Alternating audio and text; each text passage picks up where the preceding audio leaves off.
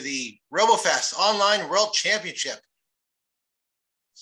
Senior Division Exhibition event. Thank you so much for joining us. Welcome, spectators. There are benefits to joining the ROWC events through the Zoom. You can participate in webinar Q&A functions, and the quality is a little better. So if you have joined us via Facebook Live and would like to switch to Zoom, you can get the link in a recent post. Any questions can be asked to the teams in the webinar Q&A functions. However, make sure you include the team ID and team name. Then at the end of today's event, Q&A questions will be summarized by our staff and then submitted to the teams by email. And then team answers will be sent to judges for final consideration. This is the schedule for today. Thank you everyone for checking in. We're gonna start with some opening remarks, some introductions, and then we will proceed right into the presentations. Thank you so much, teams, for checking in. Robofest is a program of Lawrence Technological University. And now we are going to have a welcome from Dr. Modgill, the president of Lawrence Technological University.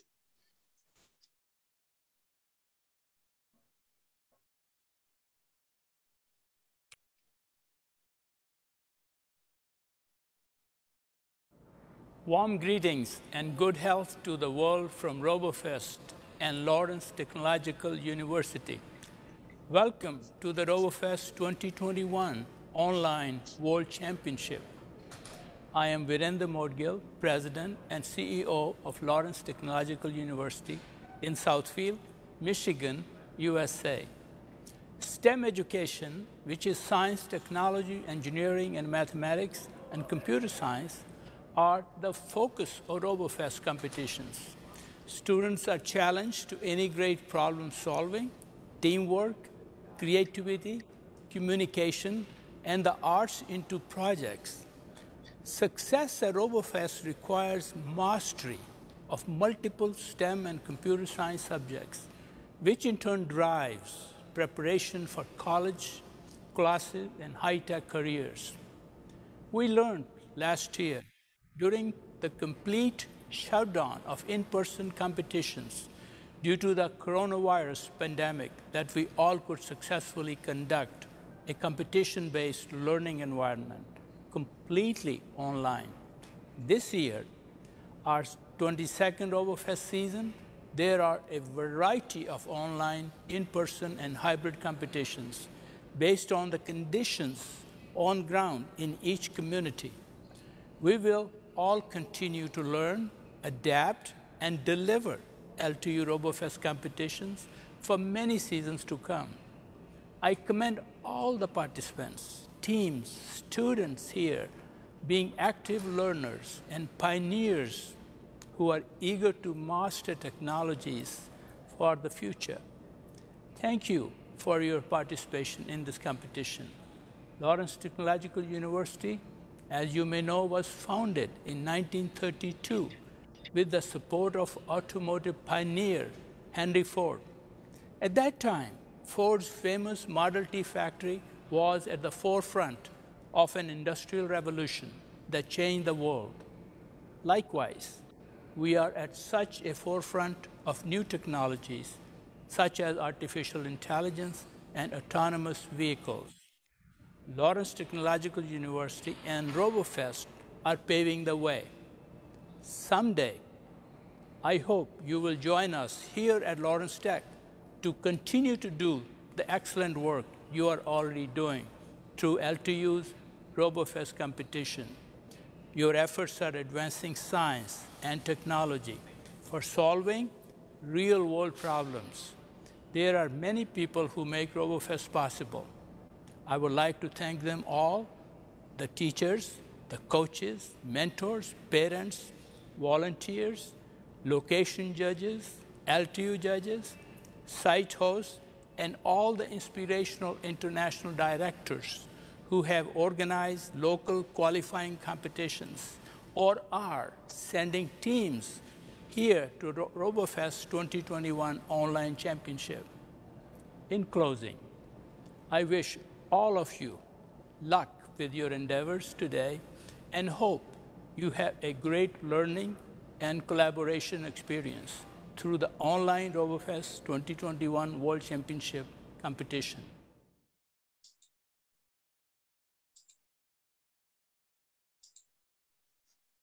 All right, thank you. And once again, thank you, Lawrence Technological University, for your support. And also thank you to all of Robofest sponsors. We cannot do this without your support, so thank you very much. My name is Elmer Santos. I am the Robofest Assistant Director and also the chairperson for the Robofest exhibition events. Also with us today are Dr. Chris Cartwright, Robofest Director, Shannon Palonis, Robofest Coordinator, Pam Sparks, Robofest Coordinator, and Dr. CJ Chung, the founder of Robofest. Exhibition is one of several events that make up the Robofest Online World Championship. Please join us for the other events that are coming up in the next couple of weeks: Bottle Sumo Time Trial and Game. Welcome to our teams. We have 9 senior division teams today. Thank you so much for coming today. As you can see, we've got teams from all over the world. So welcome, teams. Also today, we've got some esteemed judges, and it's time to do some judge introductions. So we're gonna spotlight each judge and allow them to introduce themselves. All right, let's start with Destiny. Shannon, you want to spotlight? Sure. Yeah, thank you. Video is not on. Let's go to another. He's not. Let's start with Vivian.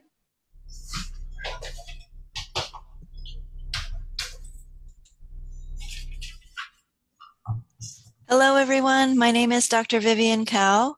I am an assistant professor here in the Humanities Department at Lawrence Technological University. We unmuted the mic.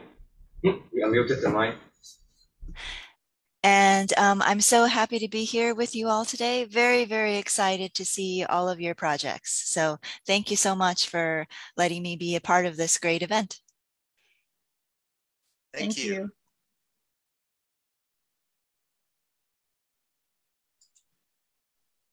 John, would you like to go next?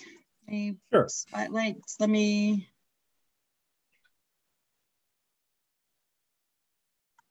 Hold on, I apologize for that. The list just keeps jumping around for me. I can do it. I got it. It was. All right. Hello, everyone. My name is John Resner. I'm from Florida, and I've been doing Robofest for over 10 years as a judge. Good luck to everybody. I'm happy to be here. Thank you. Thank you, John.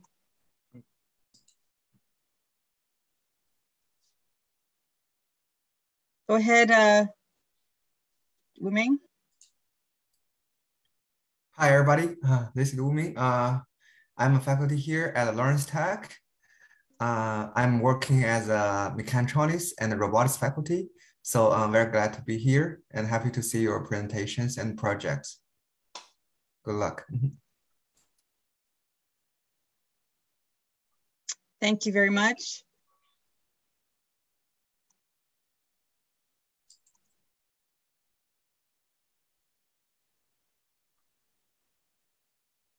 Okay, go ahead, Destiny. Hello, everyone. My name is Destiny Anyari, and I'm an assistant professor of mathematics in the Mathematics and Computer Science department. I'm happy to see the game, the competitions, and I'm looking forward to it. Happy competition to all the competitors. Thank you so much. Yes. Thank you, judges. And just a note, more information about our esteemed judges are on the Robofest webpage. So please take a look. Okay, next I am going to go over the judging process.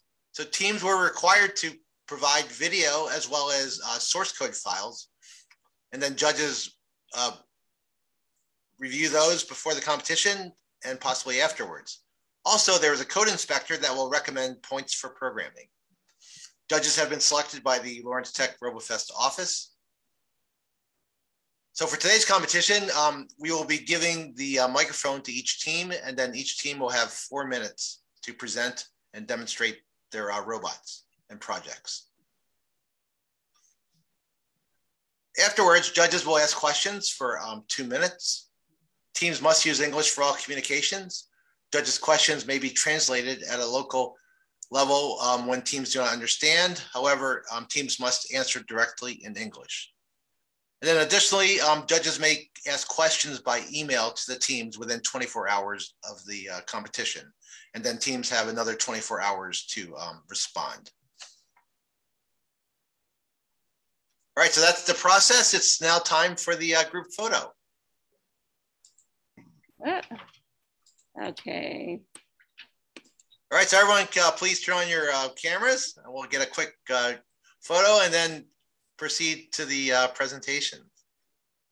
I need the, oh shoot. I need the gallery view. Gallery view. Okay. And let's make sure that the other two. Yes, absolutely. One moment. Right next. Oh, you want to be back there? Yeah. Okay. Yeah. Teams, can you please turn on your camera so we can get you in the picture? Yeah. Okay, let's see. They have the 2 Hong Kong teams are also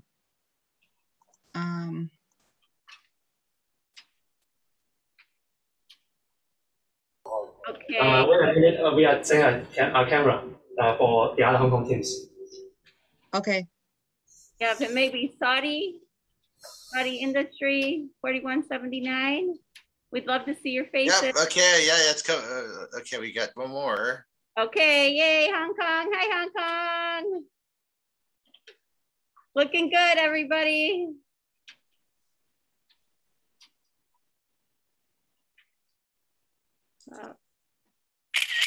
Okay. Hold on. I got a chat pop up that won't go away. All right. There we go. All right. Here we go. Ready, everyone? Get your best smiles on. 3, 2, 1. Cheese. Okay, we're gonna do another one. It looks like we got Ecotec. Yeah, we got some more videos. Yeah, let's do it one more time. All right. Yeah, we want to get everybody. Okay, we got all cameras. Oh, Saudi Industry. Would you like to get in the photo? 3, 2, 1. Awesome. All right. All right. Thank you. Looking good, everybody. Good luck. Okay, now it's time for the presentations. Shannon, you want to explain how this is going to work?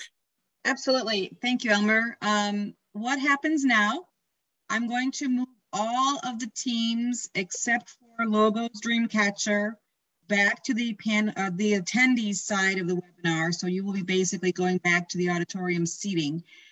When Logos Dreamcatcher is finished with their presentation and Q&A session, we will move them back to the attendees and then move the next team in. So the team order, it was on the presentation. If you have any questions about that, I think everybody should have that information. I had sent it out through the email. So, Logos Dreamcatcher will go first. Everyone else will be moved to the attendee side. So Dr. Cartwright, if you want to start at the top, I will start at the bottom, and we can move them to attendee except for Logos Dreamcatcher. So we'll bring you back in when it's your turn to present.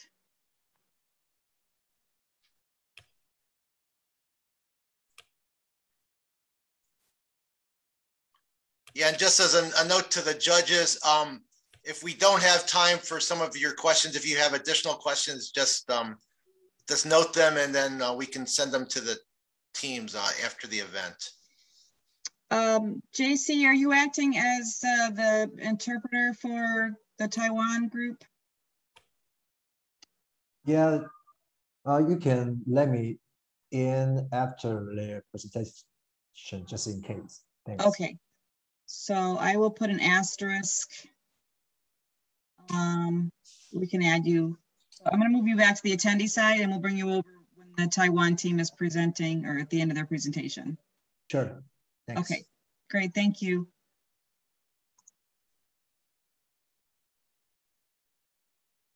So, okay, I'm going to hide my video.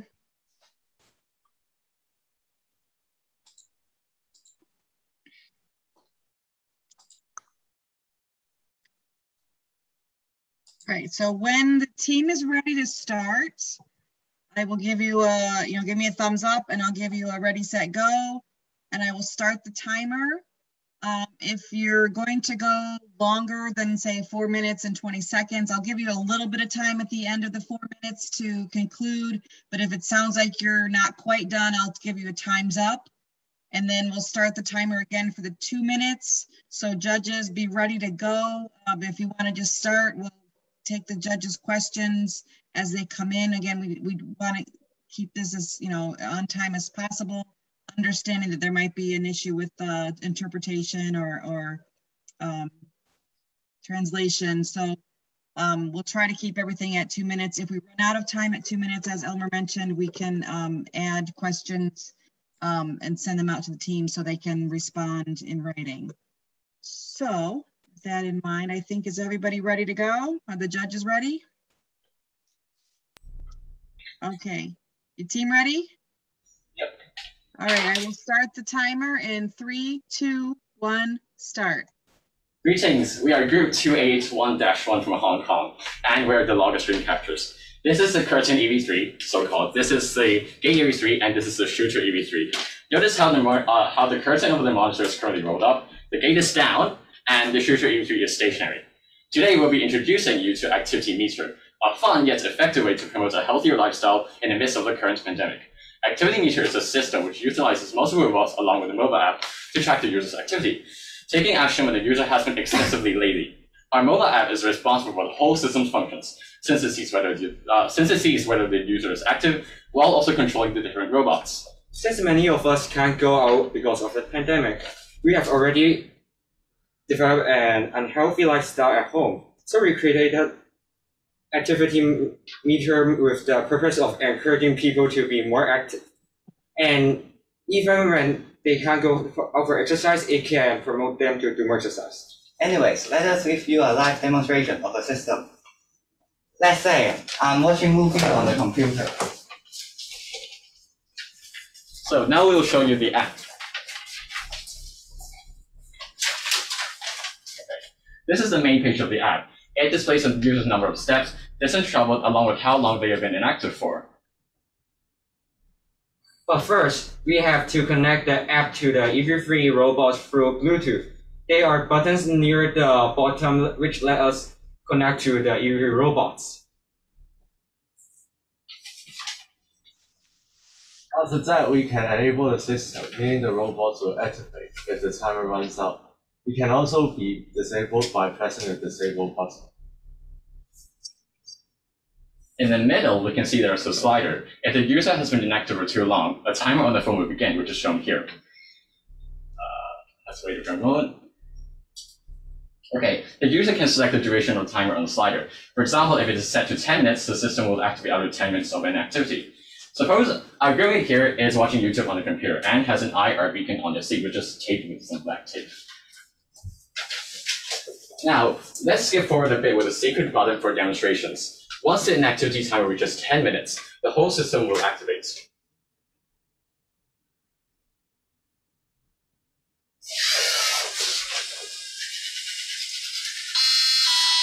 Whoa!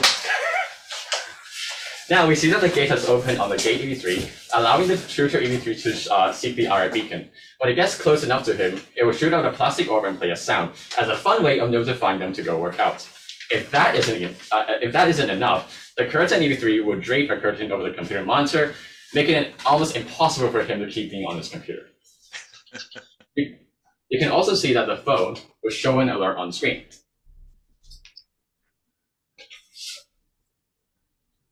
Now we talk about our code, most of which is on the phone. It uses a pedometer on the phone and constantly checks if the number of steps taken has changed to see if the user is active. If the user has not moved for 5 seconds, the timer will start until it runs out of time that the user had set. Then it will call EV3 robots to move its motor directly through Bluetooth. The shooter EV3 has its own program. It uses its infrared sensor to wait until the gate is open, signaling it to move. It will then move forward, clear of the gate EV3, then move in the direction of the IR beacon, which is on the user right there. Once it senses that the IR beacon is close enough, it will fire a plastic orb at the person and play a sound. That's the end of our presentation. Thank you.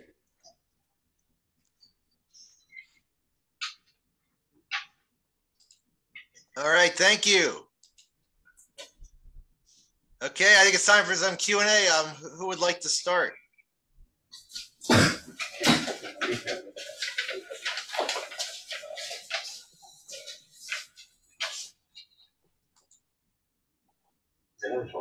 Yeah, go ahead, Vivian. Yes, I have a question for the team. Thank you so much, Logos Dreamcatcher. My question is, what happens if the user ignores all of these wonderful signals to them to get up and do something? Does the robot engage again if you don't shut it off or do what it's asking you to do? Well, it doesn't do that, but originally we only had this system which fires the orb and plays the arpeggio. But we noticed that obviously the user can totally ignore that. So that's why we designed this curtain, which makes it totally impossible for them to keep using their computer. Thank you. Right, go ahead, Wuming. Yeah, I would say the curtain and blind on a computer screen is very impressive. So I'm wondering all the like mechanical design and all the motors and the, mechanics, it's designed and fabricated by yourselves?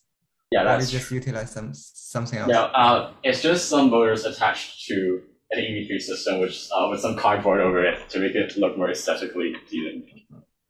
Okay, so it does have a little design, right? Yeah, it's original. Yeah, seems fun. Thanks. Any other questions? Yeah, go ahead, Destiny. Okay. I was wondering, how will the screen be turned back open for the user after his activity? I don't think I caught the question. Okay, the screen you have there. Yeah. How will you set it back so that now I'm done with my exercise on activity? I want to go back to work. There is a disable button on the alert, which is shown when the whole system activates. But we already closed the alert. But in the alert, it would have a disable button. If the alert hasn't activated yet, there's this button over here which lets us disable it after it's been enabled. So it's not a button that's always just for enabling, it's for enabling and disabling. Okay. Okay, time is up for questions. Any additional questions, please go ahead and email them or submit them in the chat, and Elmer will forward them to the team. We will get them forwarded to the team. Thank you, team. Thank you. Very nicely done. At this time, we're going to bring in Team Met.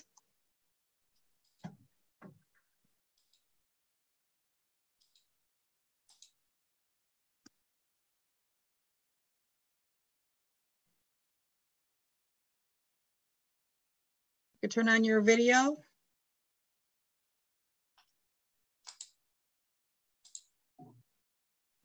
And when you are ready you ready to go? Yes, we're ready. Okay, you may start in 3, 2, 1, go. Hi, we are Team Ed. My name is Luis Fernando. My name is Diego. My name is Santiago. We are from Mexico, and we are very excited to be again in exhibition this year with the final phase of our project, that it's the arithmetic box for the blind people. Well, the original box for the blind people, it's totally made of wood and it's very heavy. It has the two sections like this, where you can like select your numbers or symbols, and the other part to write or to put these pieces of plastic to do your math operations. But our project or version, it has the improve of all the issues that have the original one. The first thing that we improved was the detection by laser. Here we have lasers at these sections here, and here we have photoresistors. So when you intersect a photoresistor light in 2 points, we can find the number or the symbol that we want to. For example, if I tap here and here, I will have the number 1. Then another thing that we improved is that here we can change the language of the box with this button. Here we have Spanish and English. The E is for English and the E is for Spanish. And this is the language of the box, and this button is to confirm the language. For example, here in English. And something new is that the sound device that we use in the box in the past years, we need to connect here an auxiliary cable to an external speaker to make the sound with the box. But now the speaker is inside the box, and you can use headphones here to hear the sounds. And this is how it works. You cover the lights of the lasers here, and when I cover the lights, makes a sound. For example, here the number 1. And this is the piece that I choose. Here is the number 1 piece. And then I can write my operation here. And this with all the numbers and symbols. For example, here is the plus. Well, it's important to say that this is not a calculator. It's more like a notebook for the blind people. As you know, the blind people have like less hearing because of that fault of view. So we decided to do it with sounds also because it's like better for these people. And like I said, this is a notebook for writer operations. This box won't resolve the operations. It just is, well, is that a notebook. And what about the STEM at this project? In science, look and identify the necessities from the blind people at the school. Technology, applying our knowledge and abilities in robotics from design and build the prototype. Engineering, building with ingenuity the prototype that simplifies the use from arithmetical box. And mathematics, use mathematics to make an imaginary grid to calculate laser detections. Well, that's all about our project. We hope you enjoy it, and thank you very much. Thank you. All right, who would like to start with the questions? Yeah, go ahead, Destiny. So, hello guys, thank you for that good presentation. Can you do maybe 2 + 2? Oh, yes. You want to, well, do you want to see how we do the operation? Yes? Yes. A calculation, yes. Like 2 + 2, yeah. Okay. Okay. Well, as we said, first, we need to start searching the number. Imagine we are blind people. We're blind people and we're searching the number. For example, I put my finger here. It says 3. So it is the number 3. So is here, the number 2. 2. I have my number 2 here. Okay. Now I put it here.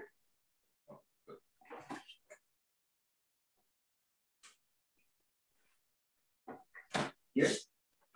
The number plus, well, the symbol plus, sorry. Here is the number plus, the symbol plus. If the box says plus, here is the symbol plus. here. And then again, the number 2. Here I have my number 2. And then this is like a notebook. So I need to put the result. 2 plus 2 is equals 4. So now we need to search the equal number. Well, the symbol, sorry.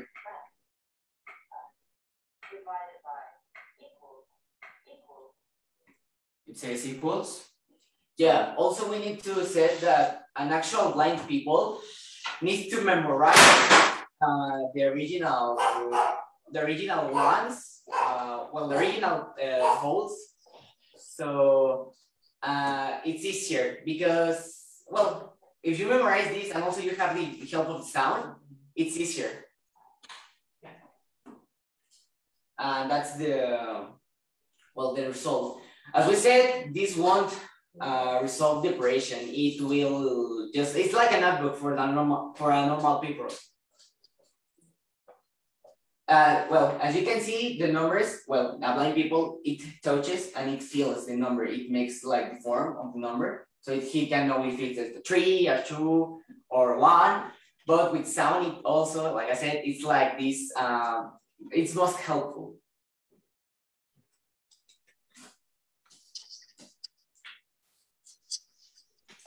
Time for questions. Elmer, do you want to extend the time or no? Yeah. Well, I think we can take one more question. One more question.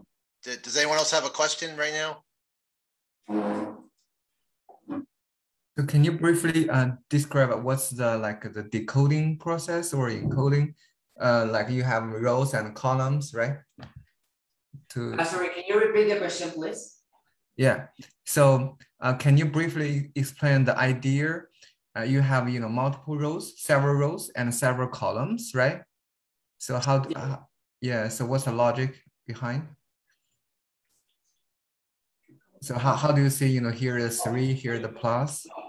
Yeah. The logic of the program is that, as I said, here we have the photoresistors that are the things that give us the signals of the numbers. So we made an imaginary grid, and when we intersect 2 sections or 2 points of the photoresistors, we find the number. For example, here's my number 1 photoresistor. So if I intersect number 1 and number 9, for example, here, if we make a line, we can find the number 1 here. If I cover the number 1 photoresistor and the number 8, here we have the number 2, because the lines, if we follow the lines, we can find the number or symbol that we want to. Okay, yeah. Very nice solution. Thank you. All right, thank you. All right, this time we're going to bring in the Ecotec 1 team. Get them situated with their audio. Thank you very much, gentlemen. We'll move you back to the attendee side.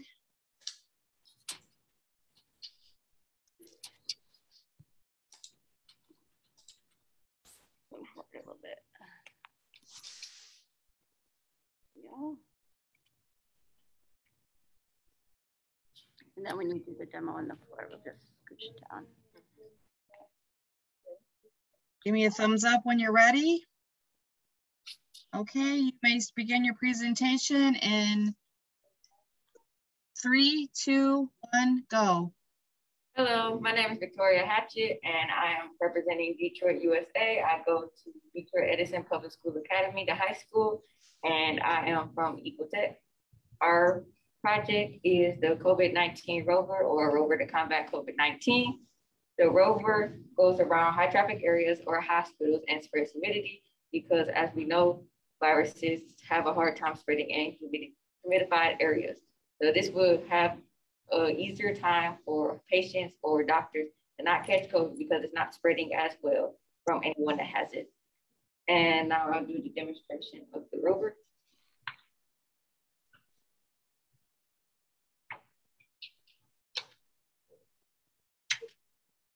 So this is the humidifier that we have on top, and we will place the rover, the code for the rover. We are demonstrating a track that the rover will follow without hitting the objects that we have right now, which is hand sanitizer, and we're pressing.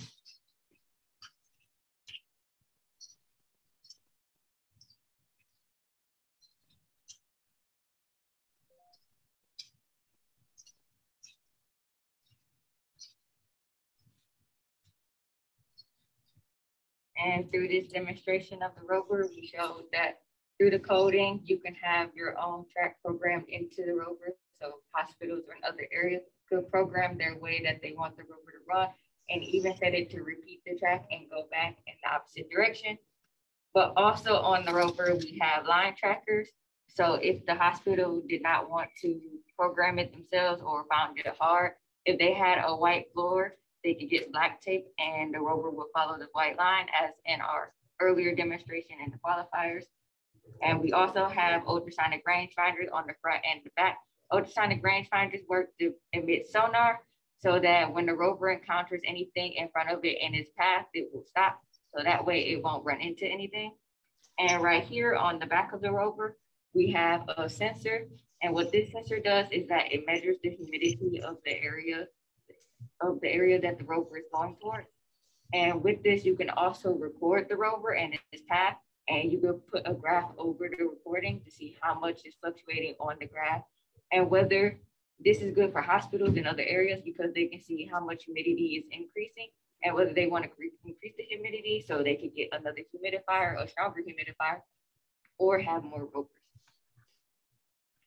And through all of this, this helps combat COVID-19 with the spread of humidity with either programming an autonomous rover on your own and setting a set track, using the line trackers to follow a black line on a white surface, and using the ultrasonic rangefinder so it doesn't crash and it doesn't harm anybody and nobody gets hurt running into it or it doesn't break. And the sensor to track humidity and to just basically research how well this is working and are you getting the result that you want and the humidity that you want.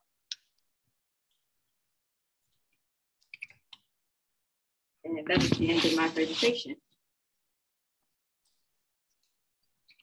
Thank you. All right, thank you. Who would like to start with the questions?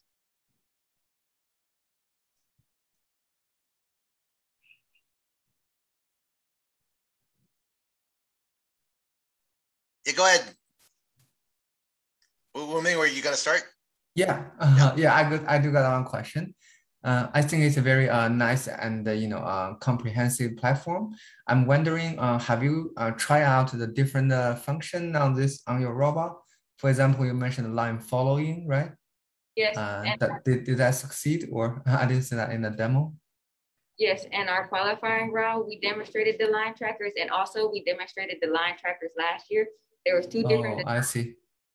There were two different designs to the code last year. For the line tracker, you can either follow a straight line and turn 90 degrees, but we modified it for this time with the line tracker. So it would just keep the line between the two line trackers on the outside so that it will follow that line and not get it amiss or not have it fall out of that line. So the line trackers did work. We just wanted to demonstrate another way that was like more comprehensive and more intuitive to go like, okay, if I hold it like this, it should do it like this, instead of, because not all hospitals is going to have a white tile floor or a white floor in general. So it may make this hard for them to have a white floor and a black line. And although you could finish with the sensors of the line tracker, it would just make it easier if they could program it themselves, because changing their floor would obviously be more expensive than the rover itself. Yeah, now you got a better idea on how the sensor works, right? Yeah, very nice learning. Mm-hmm.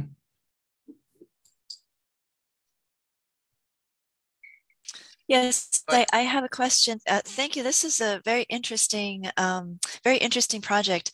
I'm wondering, is it very quiet? Because I was thinking, in addition to hospitals, it might be nice to use this in a classroom, because there are a lot of kids now going back to school. Classroom, it would have to be pretty quiet, just because you don't want to get in the way of the teachers talking and the students talking. So I'm just wondering how much sound it makes. It doesn't really make too much sound. The humidifier itself makes no noise at all unless you get really close up to it. The rover makes a little bit of sound, but most of that is from it turning. So you will only hear it a little bit in it's turning. And if the classroom is big enough, if you did use it with children, it shouldn't distract them that much unless, like, I don't know, it passed by them and they wanted to look at it. Thank you. Any additional questions we'll send to you. Thank you very much. Thank you. At this time, we're going to bring in the Neuro Gaze, one of the Hong Kong teams.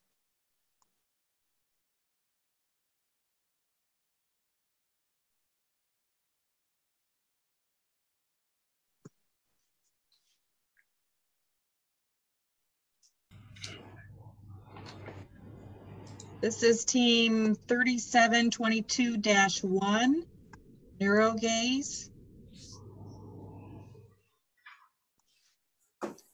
Yes. Are you ready to go? Yes, good. Okay, I will start the timer in 3, 2, 1, start. Hello world and good evening from Hong Kong. I'm Jerry Lee from Hong Kong Chen Shaowan Classic Secondary School, and I'm the project manager of Neuro Gaze.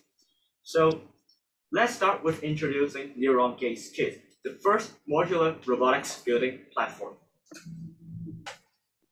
So I'm the representative of the Chen Shaowan Classic Secondary School Robotics and Electronics Lab. And Neuro Gaze create smart solution in robotics and EdTech. And the project was awarded the first runout in the Robofest Hong Kong Senior Exhibition. Let's talk about our objective. We hope the project to deepen and strengthen the application and awareness of robotics over the world, and let young generation get in touch with robotics, programming, as well as electronic engineering, and make robotics vision to be experienced by the majority of technology enthusiasts. And finally, discover more innovators and talents in information technology and robotics.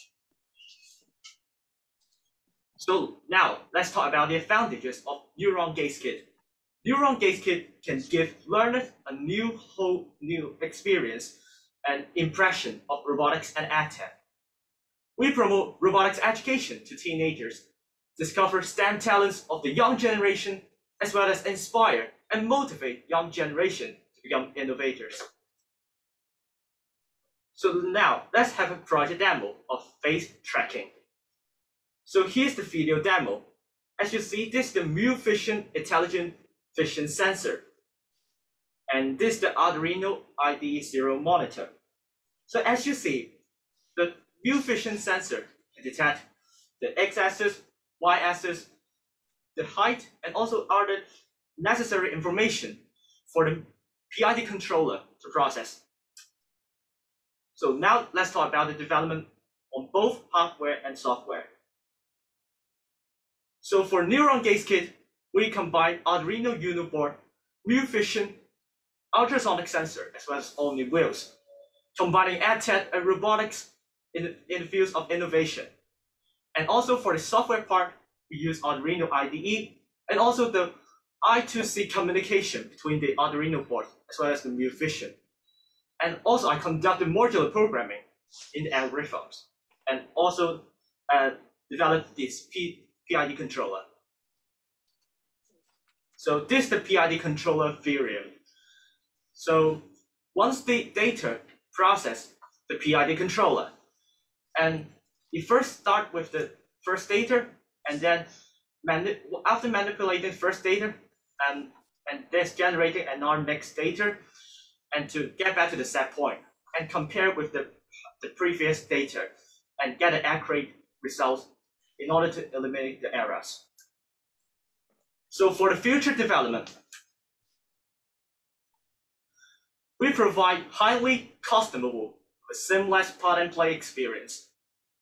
And Neuro Gaze want to embark your journey on robotics exploration and broadening your insights on the world of robotics. So that's the end of my presentation. Neuro Gaze Kit is a kit for everyone to experience the future.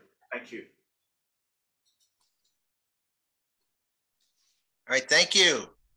Okay, who would like to start with questions?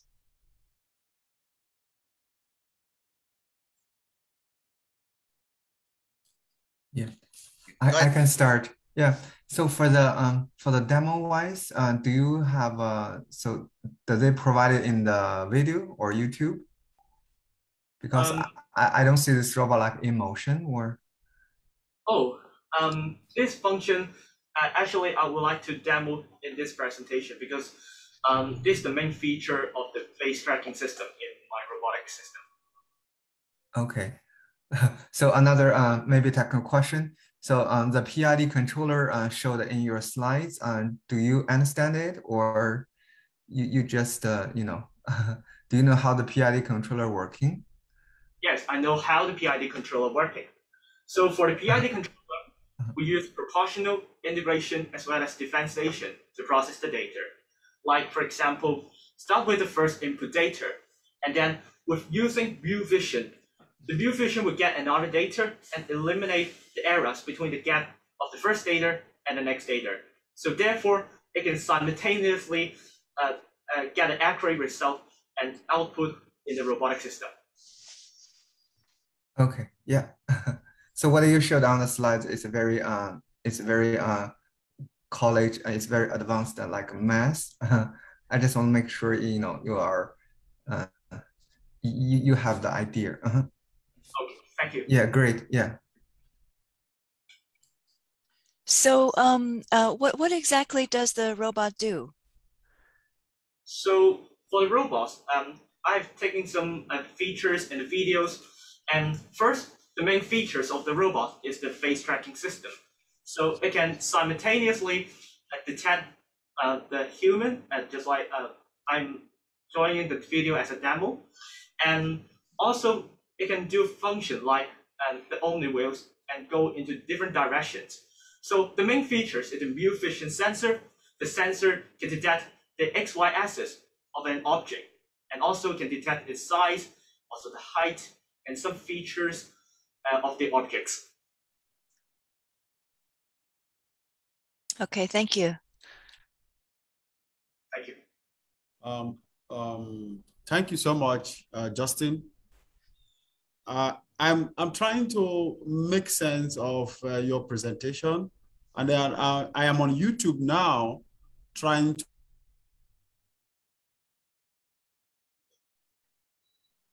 Destiny, you muted yourself. Can you unmute? Can you imagine? You Sorry, guys. Yeah, I'm trying to watch the YouTube presentation, and listening to what you said, I don't see the robot in action. So what can you tell me? I know Professor Wumin asked you, and I didn't get the response you gave to him then. About the mechanics of the robotics. Okay, your job is the mechanics of the robotics? And so for this project, the aim is to bringing the robotics into the EdTech industry and promote STEM education as well as robotics. Ah, okay. All right. Thank you, my friend. Thank you so much. Thank you very much. Very good, thank you. If there are any additional questions, judges, please forward them to us. And at this time, we're going to bring in the team Saudi Industry 4179-2.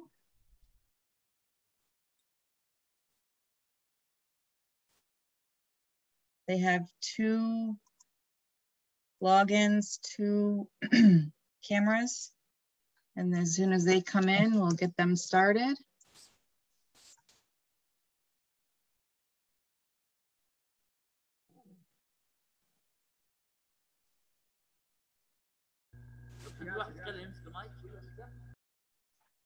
We can hear you, sort of. Make sure that your second device, the microphone and speakers are off.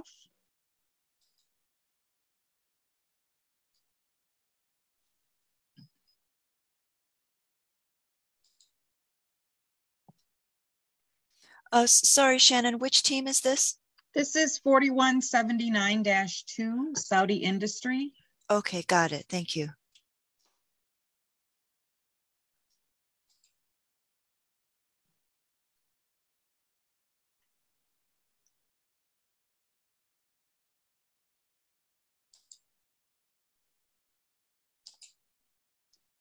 It seems they're having a bit of connectivity. Are you there, gentlemen?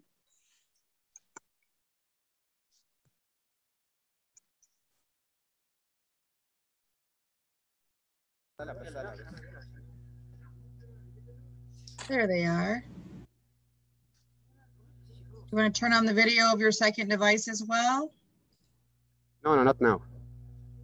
Well, you don't. Well, you only have 4 minutes. So, are you going to turn it on throughout the event? Yeah. We will. Okay. There we go. So we'll spotlight the one, and then. Okay. And when you're ready to start the presentation, just give me a thumbs up. Ready? Can you hear us? We can. Okay. Yes. Are you ready to start? Okay. You may start your presentation. 3, 2, 1, go. Bismillah. Praise to Allah and peace be upon His great messenger. We are an industry team from Al-Arkham Schools in Riyadh. I am the team leader Yasser Abdullah Nail. Abdulaziz Al-Ghamdi. Makan Al-Shammari. The climate of our planet is changing quickly in geological age and temperature. In this age, the temperature goes up rapidly more than the last years. In this action, we call it global warming.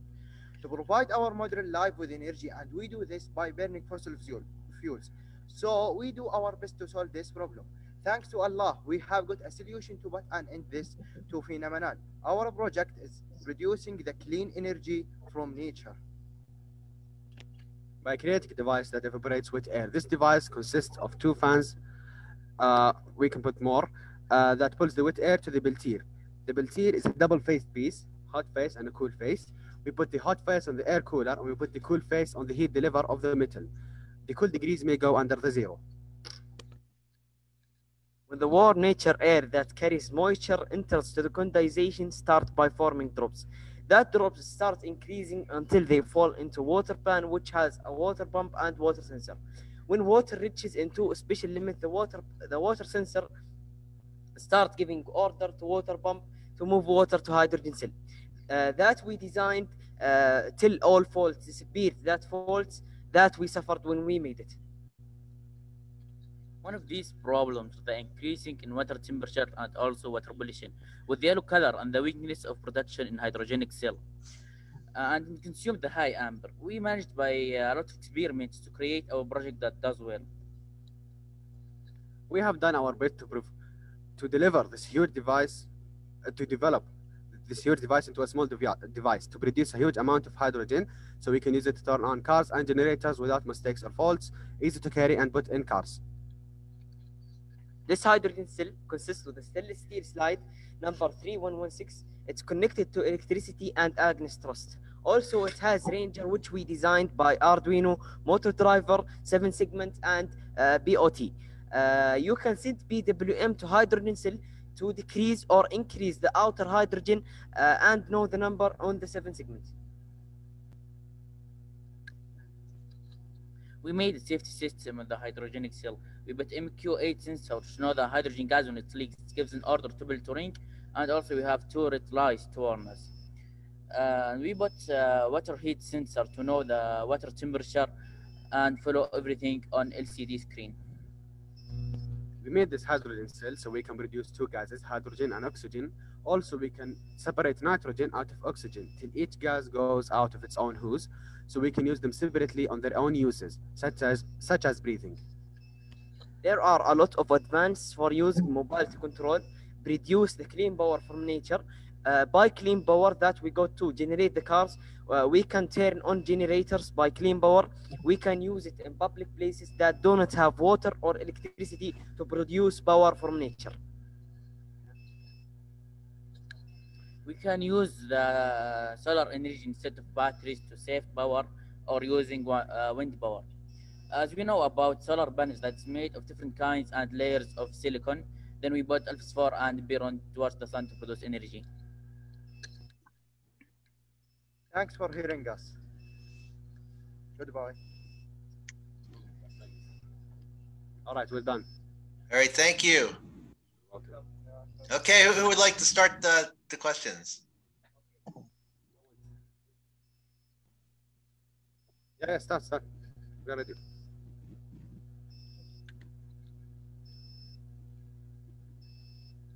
Yeah, guys.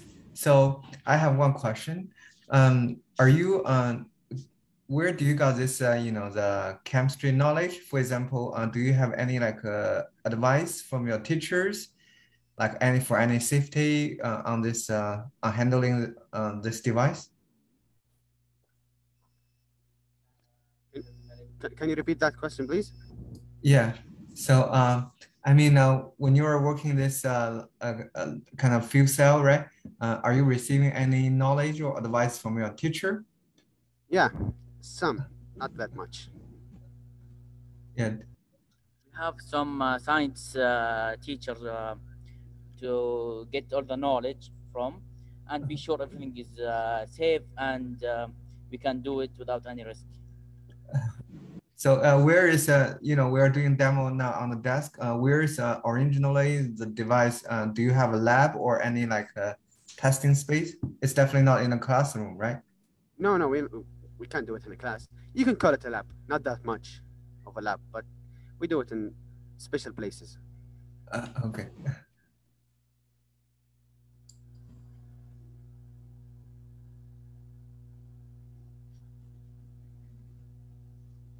Okay, do we have another question? I have a quick question. The device seems very complex and has many components.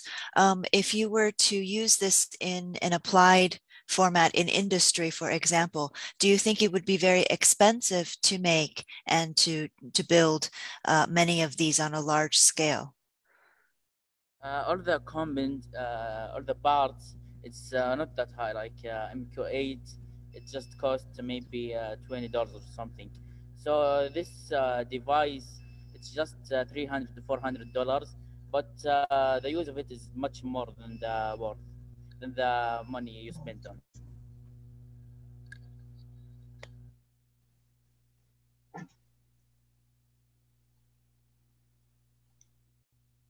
Thank you very much. Thank you. At this time, we're going to bring in team 3722-2, Noob.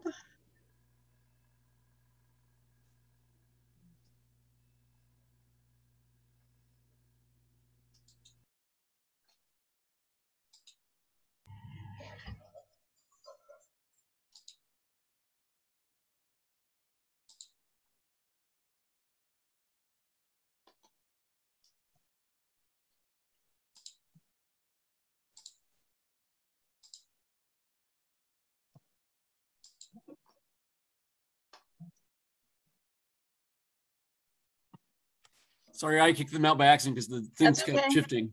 That's all right. Yeah, I know. That's a challenge. There they are. Okay, great. Is the team ready to start the presentation? Yes. Okay, let me reset the timer. And you may start in 3, 2, 1, go. Hello, we are Team Noob from Chersawai Catholic Secondary School of Hong Kong. We are participating in the senior exhibition of Robofest 2021 Online World Championship. I'm Lincoln Chu from the hardware team. I'm Hugo Ho from hardware team. I'm Rice Hong, also from the hardware team. I am Benson Lam from software team. I am Harvey Lam, also from software team. Let me introduce our background. We aim to improve the logistics challenges and problems. Shortest transportation has a higher chance of getting hurt and is easily affected by workers' physical conditions and may mess up destinations. Now, we propose a solution to solve this problem. This is a smart cargo system. Robots can work on days and nights. Making use of robots can lower the chances of injury and can lower the chances of arriving at the wrong destination. Let's start the exhibition. First, let me introduce Robot A. It was designed using the GM Robo Kit. It's programmed using C. It's equipped with an ultrasonic sensor and 2 grayscale sensors. We use ultrasonic sensor to detect the distance between robots and determine whether it should stop and load the goods. And we use grayscale sensors to detect the marking on the ground to guide the robot A.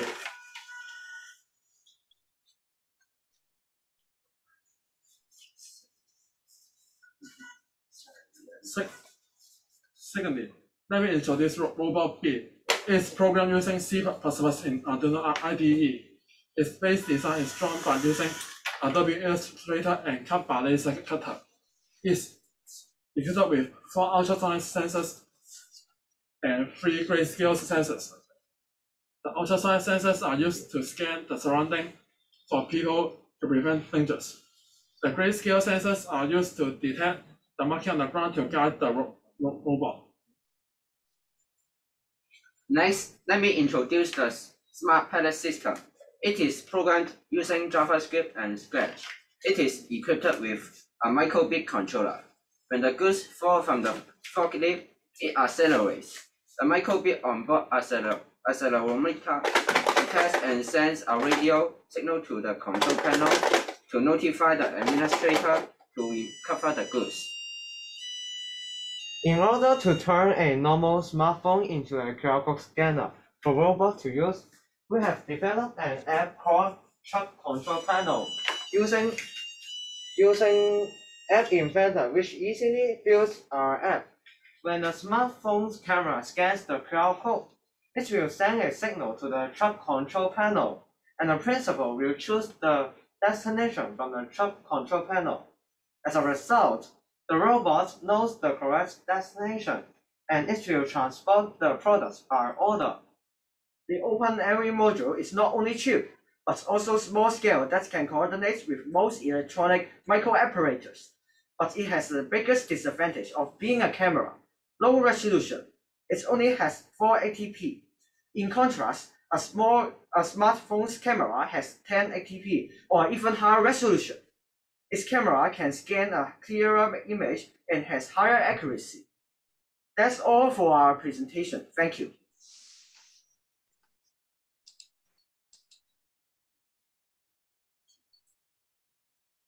All right, who would like to start with the questions?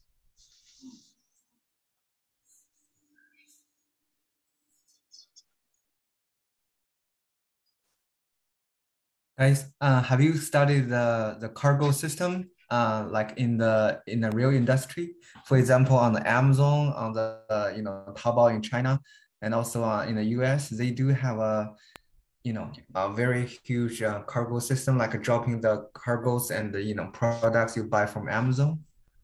Are you aware of or are you familiar with what's their solution? This cargo system is not only suitable for the factory or some warehouse.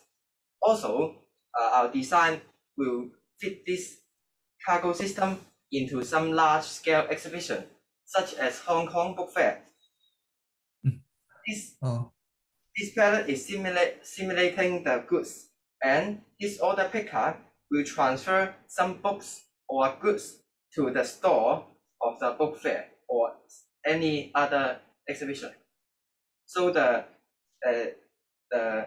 situation that can use this system is not just limited in the warehouse. Thank you. I do have one technical questions.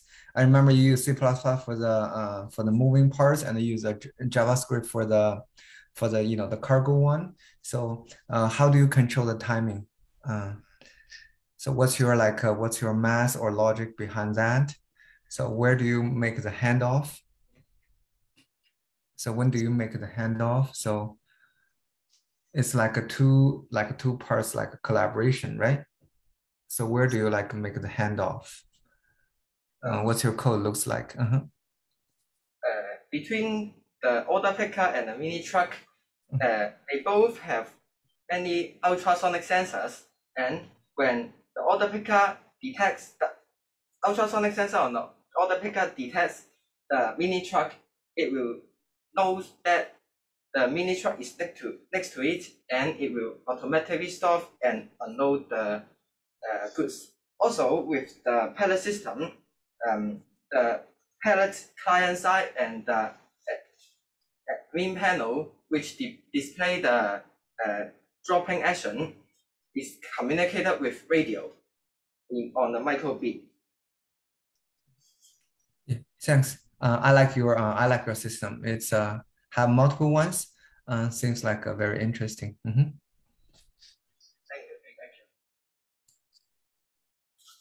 All right, thank you. Any additional questions will be emailed to the team. Thank you, gentlemen. Good job. Thank you. Bye-bye.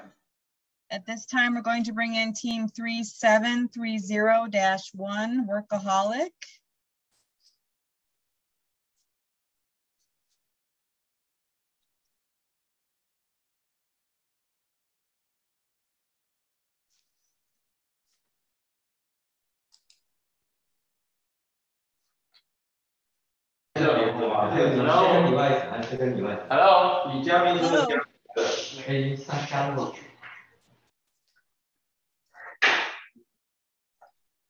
Can you hear me? We can. Okay. You have to reset the timer? Yes, thank you. Yeah, 1 minute, please. Yeah. Hold on one second. Are you ready to start the presentation? Wait a minute. Okay. And they have a secondary camera too. You're gonna turn on the second camera? Yeah. Okay, yeah, I see it.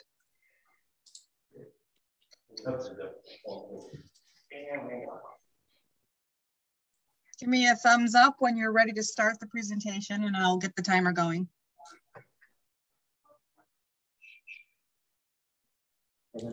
Yeah, they lost the second camera.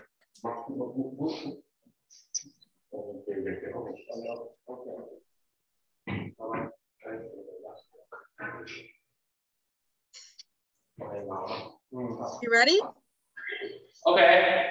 Okay, you may begin in 3, 2, 1, go. Hello, everyone. We are Workaholic. We're from Taiwan, and today we will introduce Taiwan's algorithm. An algorithm is a large reef that is similar to a coral reef, and it is a reef built by a brain.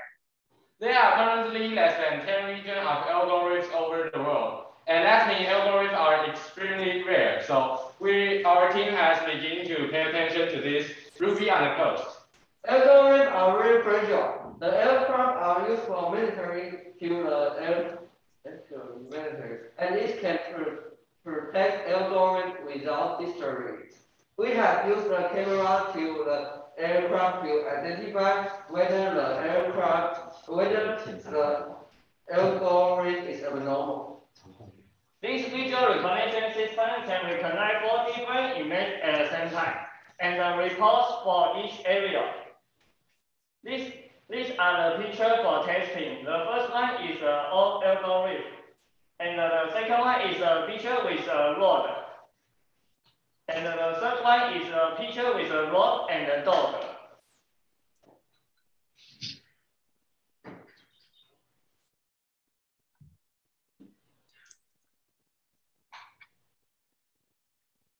Okay, you can see here is a picture taken by the camera.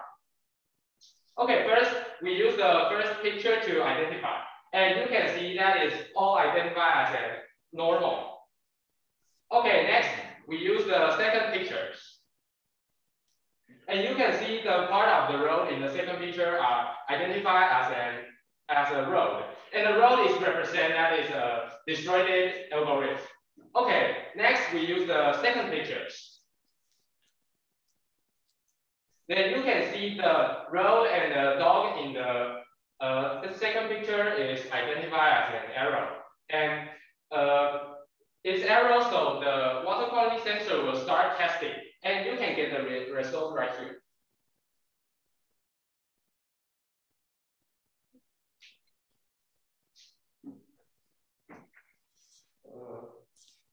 Seawater quality is need to be good. So we make this water quality sensor. This is our water quality sensor. And three of the most important indicator of algorithm is water temperature and turbidity and pH. Okay, next, let's test.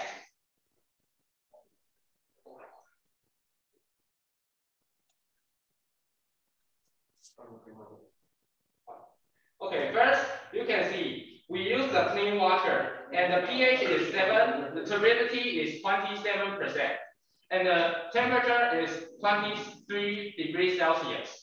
Okay, next, we use the ice water. Okay, then you can see the temperature has dropped to 15 degrees Celsius. Next, we use the turbid water.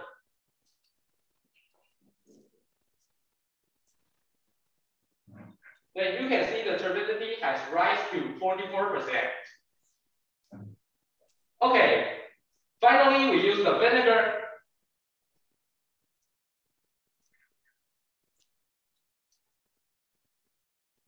Then you can see the pH has dropped to 4.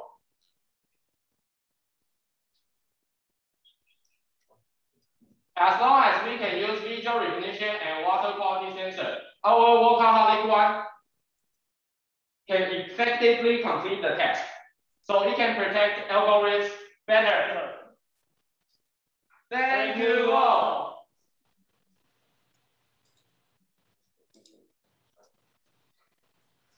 Thank you. Who would like to start?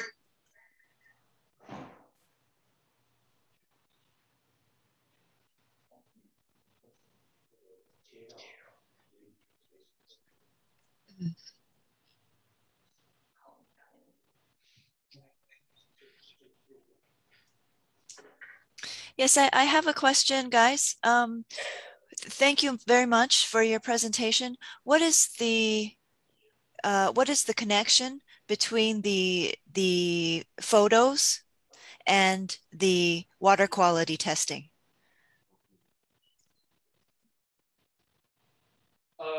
When we use we use this visual recognition to identify the algorithm. And if algorithm has an error, you can see here, it's all algorithm, it's all normal. And the road is mean the destroyed algorithm. And if have a road or nothing, not algorithm or road, it will be test the water quality.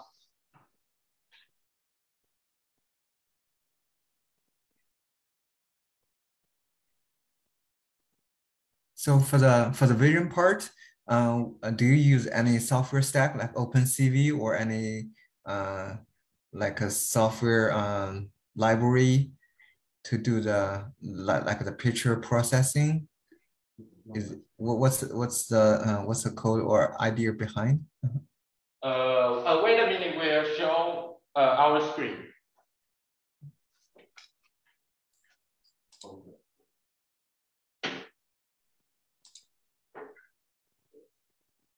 Okay, can you guys see this our screen?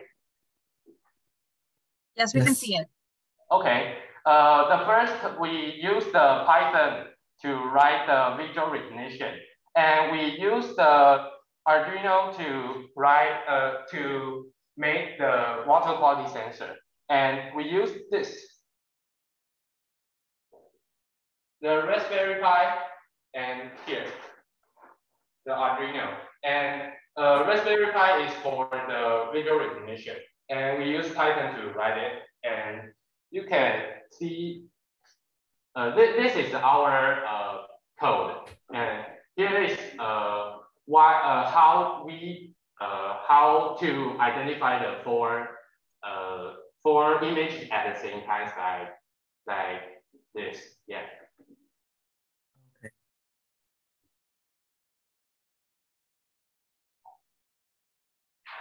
So do you got any help on this? Or?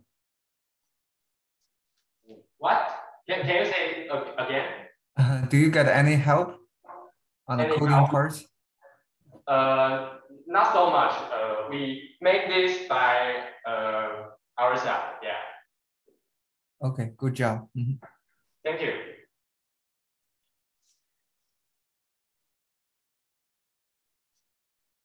All right, thank you very much. Time is up for the question and answer.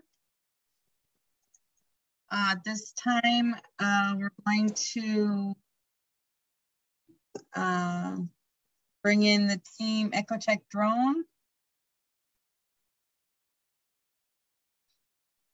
3004-6.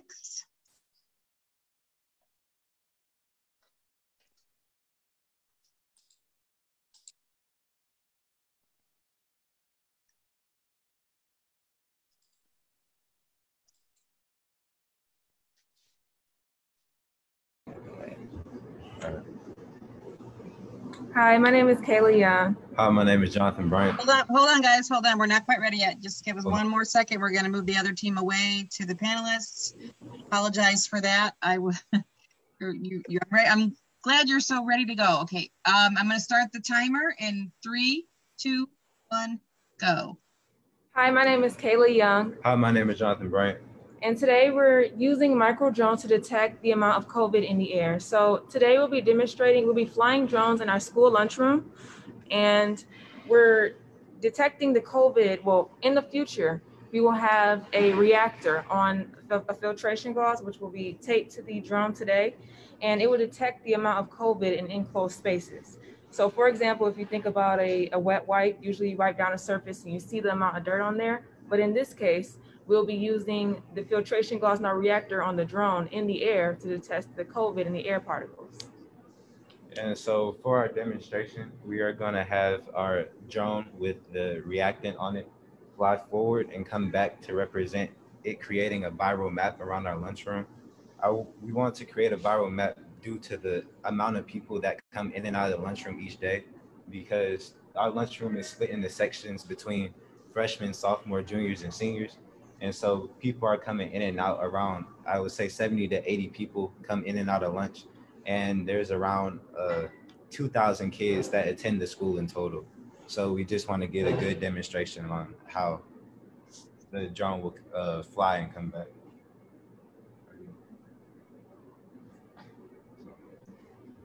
We are now starting the demonstration.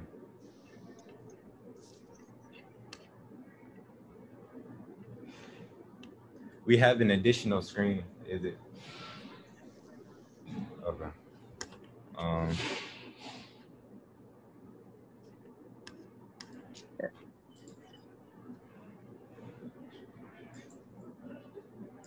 Okay.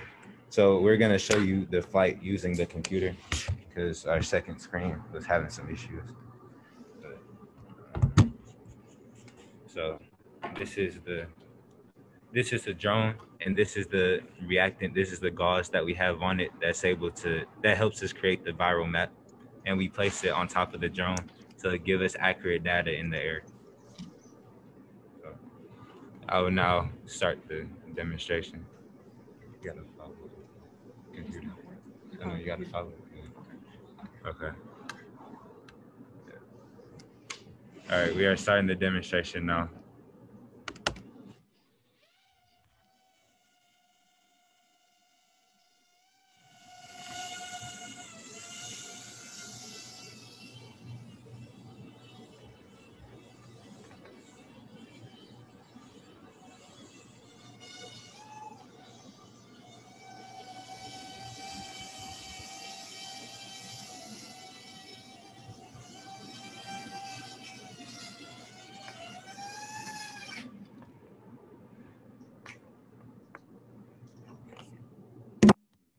So that was the flight path that we chose to take for our drone. And that is a section of our lunchroom that is usually the most packed because there are more freshmen than any other type of student in the school. So that's why we decided to do it in this area. And so we can also allow the drone to go in different directions around the cafeteria into different sections so it could give us a more accurate perception of the COVID-19 trail and the viral map that may come into the cafeteria each day. And this concludes our presentation.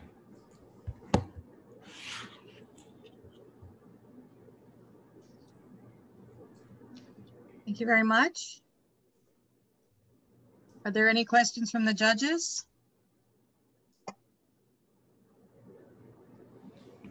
So how did you control this drone? I mean, it's the menu you use with the joystick, or?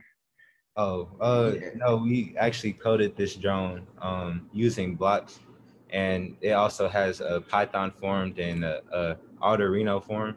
We programmed it so it flies on its own. There's no like remote control or anything. Okay, so for the pass, it's like a open loop. So you go like a you go this way for like how many feet, right? Go back. Yeah. So does it have any like a sensor or detector? Somebody, for example, accidentally like came across, right? So will it make a stop? Oh yeah. It uses time instead of like feet for how far it goes. So like you could have it go forward for like, let's say 4 seconds, then it could come back for like 5 seconds or something like that. And so the drone uses a gyroscope to get like accurate surroundings, so it doesn't just like bump into something. And it also uses battery sensors to make sure the battery is still charged correctly. And it's a couple of other sensors that are on it as well that allow it to fly properly. Cool. Yeah. Nice solution then.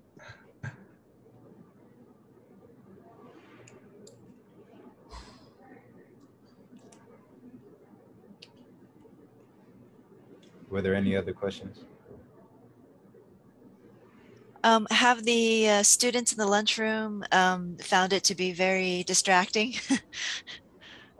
We haven't tested it fully with the students, okay, but we have it high enough to where it won't hit like anybody's head or anything like that.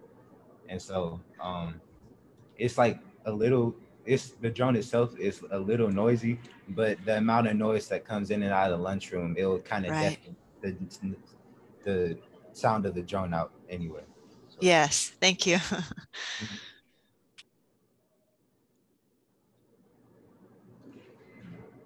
Yeah, this is also, just putting that out there, it is also an improvement from our last time, because the last competition we were in, we flew it outside, while this one we flew it inside for better flight results.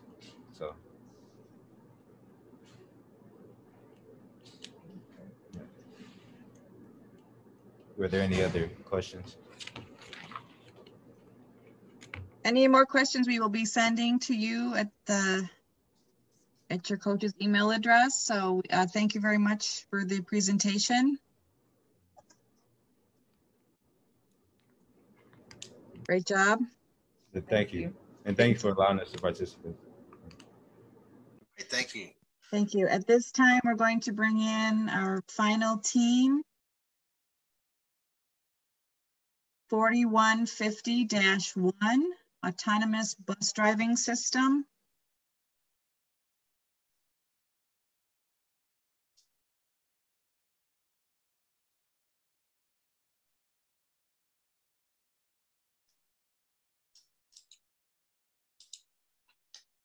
Hello? Hello, can you hear us? We can hear you, yes. Let me reset the timer. Wait a second. Oh, you let me know when you're ready. Yeah. Can you see the screen sharing?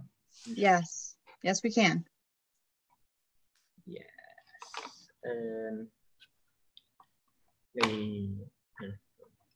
Yes, then we are ready. Okay. And I reset the timer. You may begin. You don't have a second camera, do you? I'm sorry. We don't have a second camera. Okay, just the one. Okay, very good. All right. You may begin in 3, 2, 1, go. Yes. Hello, we are students from the affiliated school of the University of Macau, and we are going to share about our work today, the autonomous bus driving system. And first, I will talk about how we came up with this idea.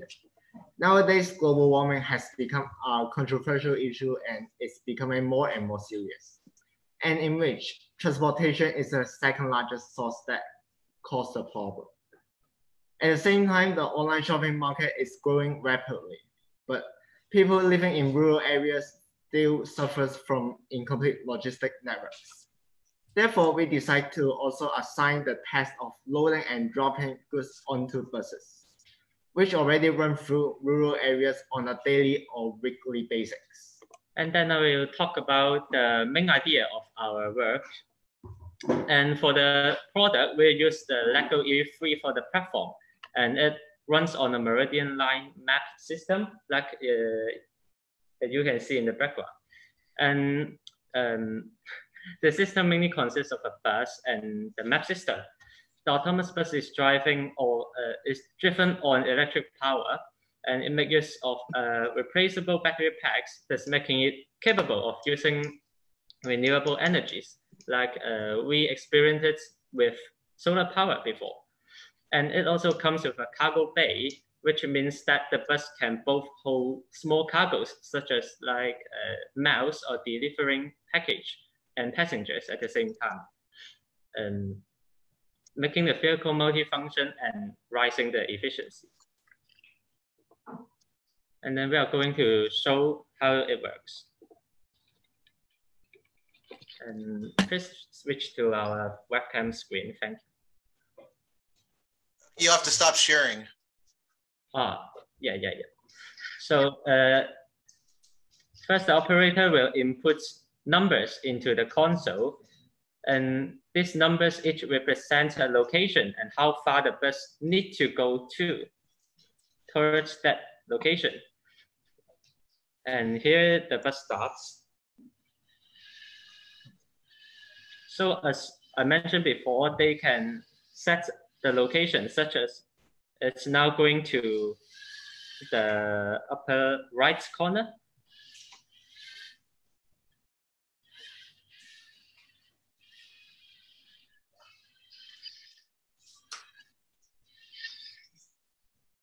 And then we can also set where specific cargoes can be dropped. Like in this example, we decide to drop the green cargo at the fender can. And then the bus is now going back to the original location.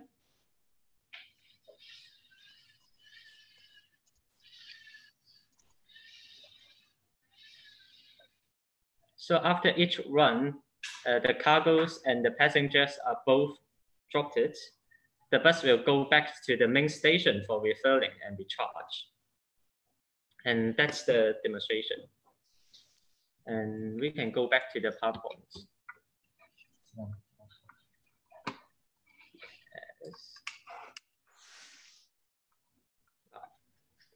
So can you see the PowerPoint now? Yes. And then I'll talk about the future developments of the project. And how can we improve the project? Well, we can improve the energy usage and efficiency by using new battery techniques and also improving the autonomous system. And also we can cooperate with different logistic companies to hopefully reduce trucks on the road. And that's all of our sharing. Thank you.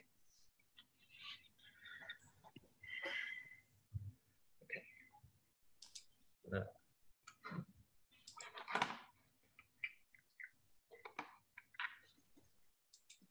It's time for questions.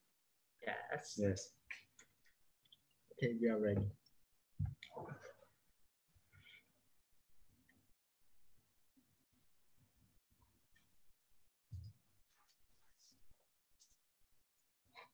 Hello, guys. Hello. Good presentation. But I have a question. What security features do you have? Does a robot have? Like maybe from an attacker or another car? How can you prevent accident from happening with this automated bus?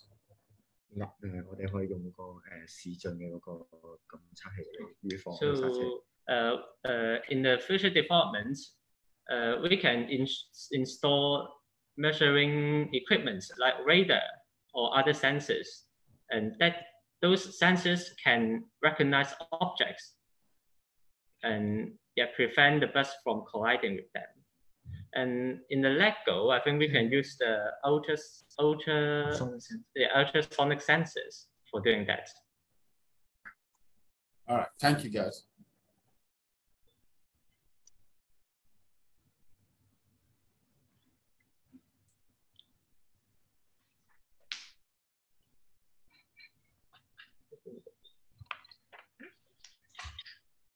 Here's the program. Yeah. It's like so I have all the questions for these guys. Okay, I have another question, guys. What about hackers? What do you think you can do so that the bad guys don't come and hack your products and take over the luggage and the goods and passengers you have on in your bus? 我哋可以喺嗰個貨櫃度 set 一個密碼鎖，等有啱密碼嘅先至可以開到個鎖。如果唔係，嗰啲貨就跟埋個巴士。So we came up with an idea that we can add something like a password lock in the cargo bay. So when the bus arrives at the station, only the authorities that knows the password can open it to like take the things out. So maybe it can prevent it from stealing. But for hackers, I think it's more on the network safety than the bus itself. So I think it is more on the software part of the project. Yeah, I know. I was just trying to pull your legs and see how ready you guys are. And good job, guys. Good job. Thank you so much. Thank you so much.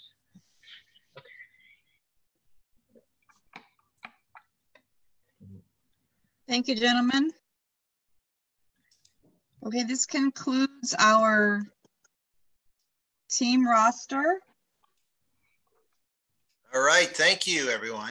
I think it's time for the full group photo. So at this time, I'm going to bring in all the attendees. I'm going to promote you all to panelists, all the main cameras for the teams, as well as the rest of the attendees. So if you want to turn on your video, we can take a great group photo to post on our Facebook and to promote the teams in the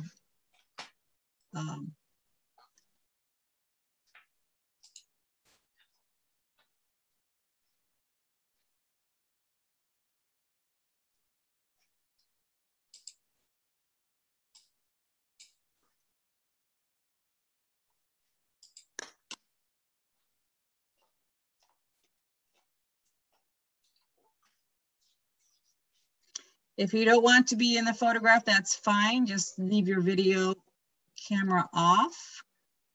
But we would love to see all your smiling faces. Thank you all for joining us today. We really appreciate you being here. Morning.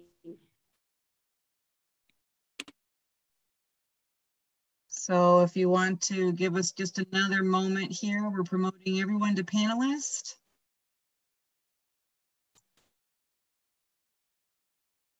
And then in just a moment, we'll give everybody a second to turn on video.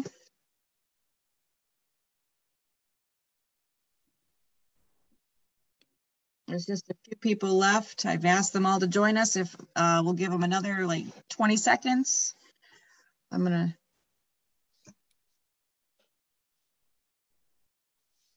Turn on my video. All right, I am good to go. Okay, is anybody on the attendee side, hold on one second, Pam. Is anybody else on the attendee side want to come in as a panelist and get your mugshot in the photograph?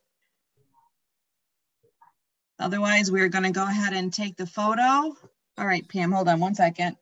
All right, you look great. Okay, 3, 2, 1. There you go. I'll get one more. I saw some movement there on that one. 3, 2, 1. Robofest. Okay. Excellent. All right, thank you, everybody. Just some last few announcements. Yeah, once again, teams, you may be getting some additional questions by email. If we send them to you, I will ask you to confirm just so we know that you got them. If you do not receive any emails, that means there are no questions. The results will be announced at the Robofest Online World Championship ROWC closing ceremonies on October 2nd. So please join us for that. And now I think Dr. Cartwright has some closing comments. Yes, hello, I'm Chris Cartwright, Director of Robofest. Thank you so much for your participation in this online format of Robofest competition using real robots. I'd like to thank all the coaches, mentors, parents, students, and judges. Special kudos to Robofest staff, Shannon, Elmer, and Pam. I was impressed today by all the creative applications of robotics to help people be physically active, help the blind, fight COVID, do facial recognition, provide clean energy with hydrogen cells, do cargo distribution, combining picture recognition and water quality testing, creating viral maps, and also an autonomous bus driving system. Everyone deserves a round of applause.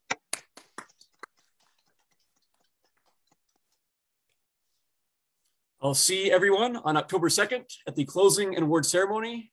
Goodbye. Thank you so much. Thank you, everybody. Bye. Have a great day. Thank you. Afternoon, evening. Bye. Thank you, judges, for the Bye-bye. questions. Thank you. We learn from you too. Thank you. Bye-bye.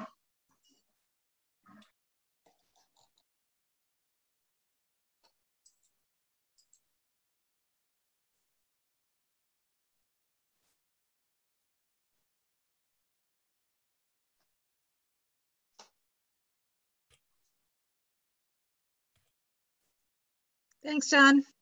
Yep. Thank you, John. Yes, thank you. Good day. Oh, quick question. If I do have questions, who do I email them to? Yeah, just email questions to me, and then I will forward them to the teams. Yeah, thank you very much. Okay, yeah, I was taking some notes, so I'll have a few questions. Yeah, no, I know it's not